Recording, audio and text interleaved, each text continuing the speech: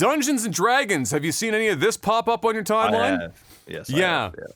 So this I'm not even involved in this shit. This shit blindsided me. Like I read it and I first of all, full disclosure, because I'm not invested in this ecosystem per se, I wasn't even aware that there was an open gaming license in effect that allowed people to do like 90% of what they've been doing for, well, I don't know, the better part of 23 years now, or almost. I think because the original OGL was in 2000. And it's gone until this point. But that's apparently what it is. So the essentially what's been going on, if you guys haven't seen any of this pop up, is that the Wizards of the Coast, who own Dungeons and Dragons, along with like Magic the Gathering and some other shit. While I have in my notes, they chose violence this week. That's probably an apt description, as they released an upcoming, likely within a week. Like they released this shit, the news of it, and they were like, "Oh, by the way, this is happening in like 7 days. So buckle the fuck up and prepare for it," because they pulled a YouTube too. It's retroactive, which is the God, I fucking hate that shit. And so they have within the week to change their open gaming license. So what is that license? Well, the open gaming license was created in the year 2000, which is a long time ago. Some of you motherfuckers probably weren't even coming out your mum yet. That's how long ago this shit was. 2000 allowed a wide range of unofficial commercial products that build on the mechanics of Dungeons and Dragons and played a forefront role in spreading Dungeons and Dragons to the masses. So it's basically the license that allows people to take it, make their own campaigns, create content with it, that kind of an idea, as long as they're not taking the Dungeons and Dragons campaign specifically that they have written and going and trying to make, their own shit, or selling like crazy merchandise and all that kind of. There are very defined lines in there, but it was relatively open, as the name would imply. Relatively open, which is what has allowed a lot of Dungeons and Dragons content to succeed over the last couple of decades, including stuff like Critical Role, which in the last couple of seasons, to my understanding, Matt Mercer has kind of been like slowly creeping away from relying too much on their system and rule set in the sense of the OGL, because they probably saw the writing on the wall and thought, hey, we should probably protect ourselves a bit, because Critical Role is a golden fucking goose. That shit makes a lot of money for those guys and girls. And so they were trying to prepare for that, I'm sure. But regardless, that's kind of where this is at. And they just announced this and said 7 days, buckle the fuck up. It's retroactive. Get fucked. We'll see you in a few days.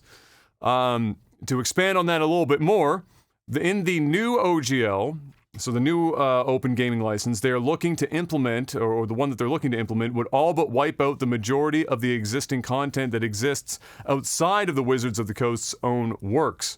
The new OGL is also retroactive, as I mentioned, meaning that even existing agreements are to be nullified. So there are agreements between creators and Wizards of the Coast if they are doing, let's say, going above and beyond just homebrew at home, doing their own shit, and then playing with their friends and blah, blah, blah, blah. If they're actually like in a business venture of some kind, there are agreements based on the original OGL that are just going to outright be nullified. They're like, oh, contract's over. Time to sign a new one if you want to. And so that's what this new one is.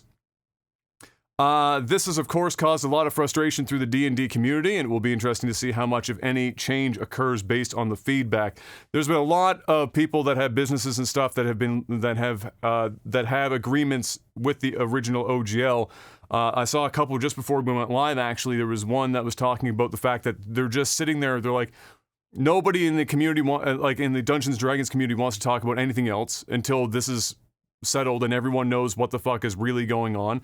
We can't make any business decisions until we know what's going on. We're kind of flying blind, so the community is a little bit fucked up about it right now. Many major creators and some companies are already working on their own mechanic sets, so to not have to contend with the major hoop jumping that this new license is going to bring. And I don't have all the details of it. You can very clearly go and look up what we do know about the new OGL license, but it is far more prohibitive than the previous, like way more restrictive. And they're coming for a lot bigger of a cut, like across the board in terms of revenue sharing with Wizards of the Coast. And then there's an odd agreement in there. I want to say it's with Kickstarter. They have some sort of thing where like you can save yourself a whopping 5% if you do it if you like launch your shit through Kickstarter or some weird fucking out. It's a weird thing. Anyway, the long short of it is way more restrictive, way more money goes to Wizards of the Coast, and they are retroactively clawing back all of the previous agreements, nullifying them. And if you want to continue on, you're going to have to re-sign with this new agreement, which is obviously within their legal rights to do so. It's just a fucking dick move when you're like, hey, you got 7 days, bitch. This has been a thing for 20 years, but we're going to give you 7 days. Have fun. And so, like a lot of people, you're not going to see a lot of people, like, shaking their fists and be like, you shouldn't be legally able to do this. It's not your right, because it's clearly they own the property. It's just the way that they're going about it is fucking people up. On top of course, even if they gave them more time, a lot of people would have to do major revisions to their businesses and any kind of content that they've built based on agreements with them on the original gaming license. So a kind of a fucked up thing. You said you saw some on your timeline. Was there anything specific that they were talking about in yours, or did you just catch it when you were scrolling? I just caught it. Yeah, I just caught it. When I was just kind of scrolling through, I didn't dig into it or anything. I just saw a headline, and might have been from that publisher Dex something. I don't remember what it was. I know who you're talking about, but I can't.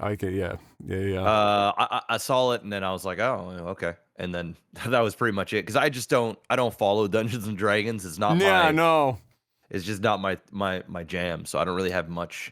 I read it for the purposes of the podcast, and I'll occasionally consume the odd Dungeons and Dragons related thing, but other than that, I'm not really invested in it. But yeah, very, very interesting. Dungeons and Dragons. Yeah. I've never played Dungeons and Dragons. I've played a couple weeks of a campaign at best, years ago. What is stopping people from just creating their own? Nothing. Okay. Nothing.